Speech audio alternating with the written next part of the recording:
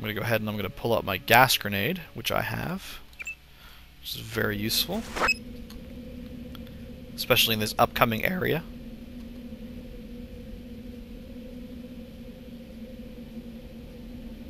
A lot of guys in this will have conversations with other NPCs as you kind of just move up to them.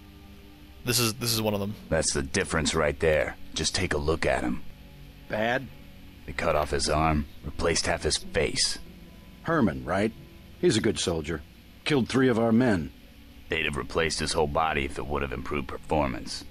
If that's how you judge a man, by performance, then eventually it's not about people, but upgrades, versions, functionality. All I know is we could use a few mechs for ops like this. Soon as we buy into the cult of the machine, we're just like them. Rhetoric. Always more rhetoric. That's something else that's interesting about this game, is the fact that there's a lot of philosophy in it. Oh. Now right now you're seeing the reticles slowly targeting in. That's because I'm aiming.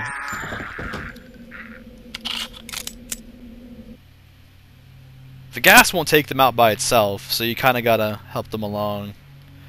1 round from pistol when somebody's in gas takes them out, though.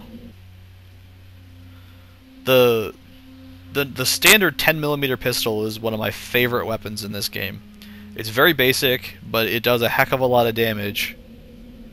It's loud as anything. I mean, I used to use a stealth pistol until I actually started looking at the numbers and found out that the normal pistol actually does more damage than the stealth pistol. So when it comes down to it, if you're in a firefight, a lot of times, who cares if they hear you? Dead is better than unaware, and once a bullet goes into somebody's body, they pretty much know that there's probably someone firing guns near them. Unless they're especially thick. Bring up the prod again.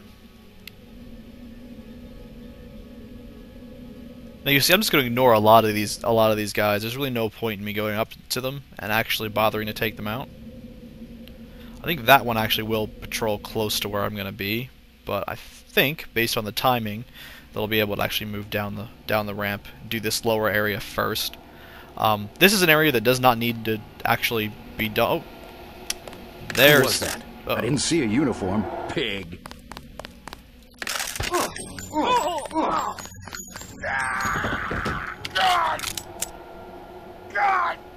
Now I'm taking some damage, so I'm gonna go ahead and drink this soda and this beer. Let me look at my inventory. I have a candy bar. I'm gonna eat that. Video games. What can you say? Get rid of the cigarettes. I'm not gonna do the cigarette. That'll hurt me. Wait for the beer to. Ah, there we go. The alcohol's cleared. Good. Alright.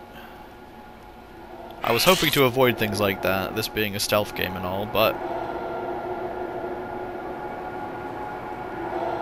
sometimes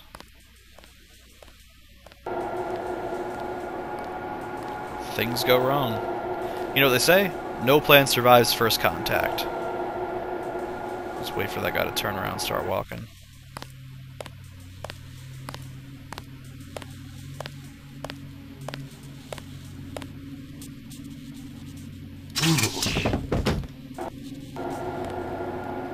Poor guy never stood a chance. There was a multi-tool there. It's really, really hard to see it. So. This power box must have been damaged in the raid. Don't cross through the arcs. I'm also picking up an EMP field here. If you're not careful, it'll suck away your bioelectrical energy. This is one of the areas you can go to get like free XP just by walking back here. There's also a bunch of really neat stuff back here. For instance, a clip modifications. You can increase the clip of a weapon. There's also a, looks like a laser sight that you can get, little laser dot. Now to get back, because I didn't disable the electrical energy, I have to throw that crate there and jump over. If I wanted to, I could have used my multi-tool and I could have opened this fuse box here and disabled the whole device, so it wasn't shooting on sparks everywhere, but didn't want to waste it. Now this data cube here, they're all over the world. They contain various random information. Some of it's useful, some of it is just color.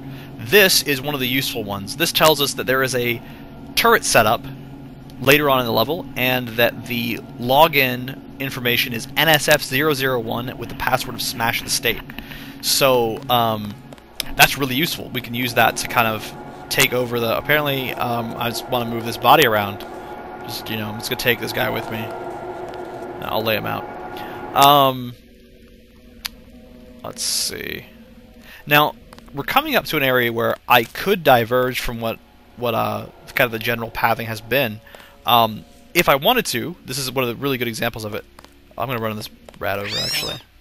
There, you heard it squeak. You can actually kill rats by stepping on them, which I find very amusing.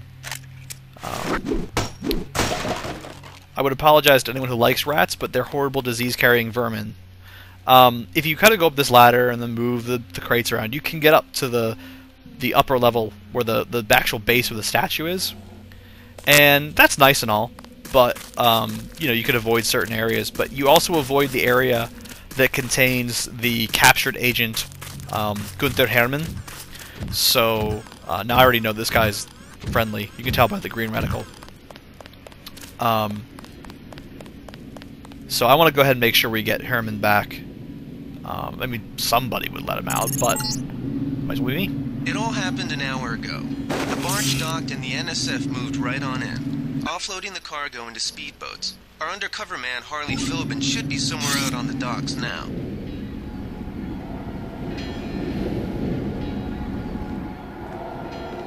Now this section's very delicate, because you have the guy who's kind of walking around and the one guy who's stationary. If you take out the stationary guy and then really quick run over and take out the walker, then you know you're fine. But sometimes you accidentally let this guy know you're here. You cannot touch him. If you touch him, then he kind of knows you're there. So you kind of got to sneak up just in this blind spot, like about there, and then actually not kill him at all. Now you saw that the accuracy actually started to fade on my weapon. Now I did a little trick there, because when you start losing accuracy, you can look at like one of these crates, and that's an object, so you'll start aiming at it automatically to tighten up the reticle. So you can kind of, you know, make sure that you're aiming ahead of time.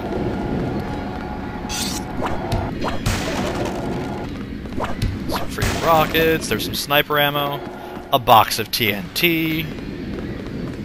There's really no dock is complete without a huge box of TNT just sitting there. About time you showed up. Iron and copper. The statue is copper on an iron frame, right? Password's enough, pal. Don't think you know something about the lady I don't. My dad did tours out here. I heard that you can get me inside. Depends. You get your man out, take back the statue, whatever. But I know the commander and I don't want to see him get hurt. Here's a picture so you don't make a mistake. You can trust me. I'll take your word. Here's the key to the front entrance. The commander's not much of a soldier. He'll surrender as soon as he sees you. I need him alive because he's my main contact at the NSF. If he's dead, I don't have much of a business. Thanks. Gonna take some more of this soda. Yeah, you can find these combat knives everywhere. You with Philbin? I get a cut for bringing him over. Tell me what you know about the NSF operation. I'm not that high level. The more elite troops, they're the ones that took over the ship and unloaded it into speedboats. I think we're supposed to be a diversion. A ship? That's all I know. The commander gave me a 10mm clip, a box of 30-06 ammo, and some crossbow darts, and said, keep your head down. Huh, like I'm gonna take on your NATCO troops. Want 'em? You can have the clip for 175, the 30-06 for 300, and the darts for 50. But if I was you, I'd avoid a head-on attack altogether and not even use the key Philbin got. I'd go in the statue from the back. Less security that way. Here's 300. Give me the 30-06 ammo. Thanks.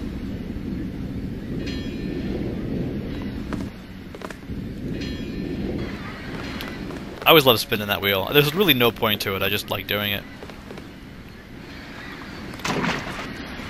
Now, I'm not normally much of an explorer, but after 12 times of playing this, you eventually do figure out about this one. And I'm going to have to bring up my lockpicks, get my eyes switched on. One thing about this game is that you're kind of a super spy. So you've got, let's see, got that picked? Yeah. You've got various, what are called nano augmentations. So you got like these nanites in your system that give you weird, strange powers. At the moment, all we have is just this ability to turn our eyes into flashlights, which is quite useful. And because I don't ever put points in swim, I have to do this quickly and do a lot of running out and running back in.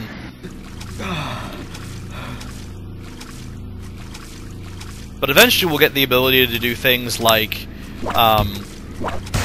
regenerate health just by standing around and using it. Cloaking, or possibly like radar invisibility as opposed to proper invisibility. There's a lot of choice that goes on. So, like, you know, your skin can have an augmentation, and your feet can have an augmentation, but each area of your body that can have an aug can only have one aug. So you have to choose which one you want. Which again adds to the replayability, because you can say, well, this time I'm gonna go with a completely different idea of what my character is gonna do. But I will most likely fall back onto my most routine and most basic of characters. Sneaking through one of the darkest areas of the entire game. This literally is just like complete blackness. I don't know why this area is so dark, but it just is. The guy up ahead has a sniper rifle. I enjoy this bit a lot because I like getting the sniper rifle. In fact, let me just make sure I have enough room in my inventory to pick it up. No, I don't, so I'm going to go ahead and drink a can of soda. I'm going to move some of my inventory around. I'm going to get rid of the police baton because it's a police baton and useless. Get rid of the iconic crowbar. There we go. Now I have enough room for the sniper rifle. And incidentally, his pair of tech goggles, which are... they're just like a standard pair of night vision goggles. There's a lot of creeping up behind people. There. Alright, now that I have most of my stuff, I'm going to go ahead and get them all set up. I kind of go with this kind of like vaguely Doom-esque set of hotkeys, to where I'll have like my knife on 1, my pistol on 2, my shotgun on 3. If I had an assault rifle, I would put it on 4, but I don't have it yet. So I'm going to put the crossbow there instead.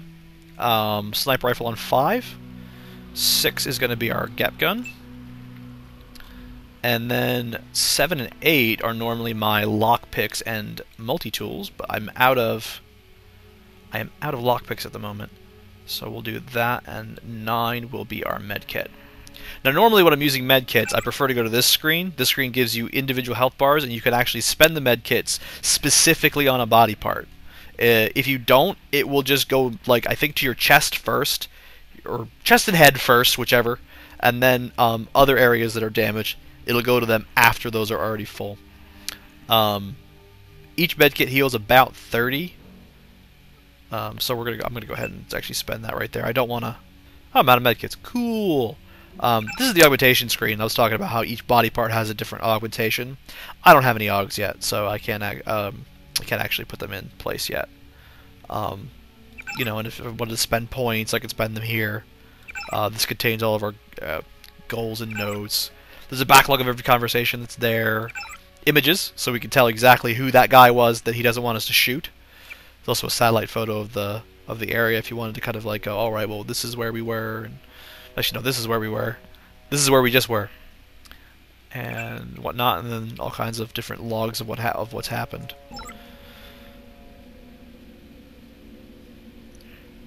But we're gonna be creeping up on a robot. And what goes better with robots than rocket launchers? Or in this case, the Guided Explosives Projectile Weapon, or GEP gun. It does lock on, as the name might imply. Be careful. The NSF has set up patchwork security systems here.